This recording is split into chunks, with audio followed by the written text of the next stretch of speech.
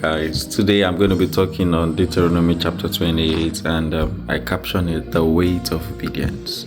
Alright, this chapter speaks like a courtroom and like a throne room at the same time. And God is saying in simple terms, why struggle to be great with them? This is the question the Lord is asking us today. I'm the one who lifts people. I choose, I favor, I establish, and I do not choose randomly. I choose the faithful.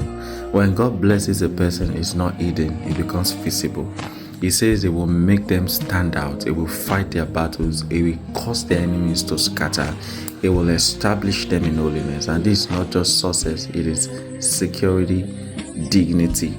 But then the chapter turns around and God wants that curses will follow disobedience. His own people will be faced with curses if they begin to disobey. That is, they are covenanted to follow God, and that is the route to their blessings. And these are people that knew God. These are people that saw His works, that heard His voice, and they still rejected Him. And that's a serious offense. Which way is a hard question? Is sickness always a result of disobedience? Some menace and some of the desecrations that we see in the world today are a function of disobedience. So Deuteronomy 28 shows that in that covenant, disease could come as a consequence of rebellion, death, kidnap, evil that ranks in society, the treachery that bedevils our time. But we must understand something clearly. God does not do evil. God judges and He allows consequences. There's a difference between evil and consequences. Wickedness is when consequences come without evil. It is undeserving. And so the scripture says, a curse will not come without a curse. Listen to that. Evil is punishment without reason. Consequence is judgment after clear warning. Do you see the difference? God does not do evil. God can permit judgment as a form of consequence for disobedience.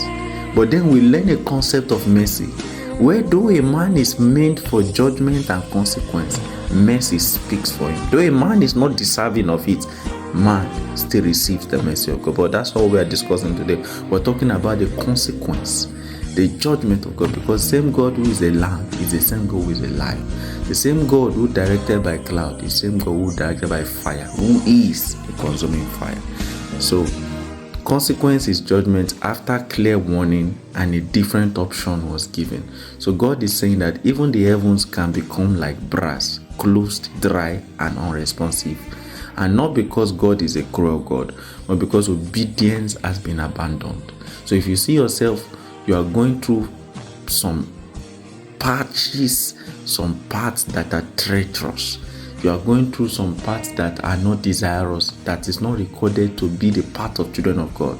And you need to check, have I disobeyed? Am I walking or living in disobedience?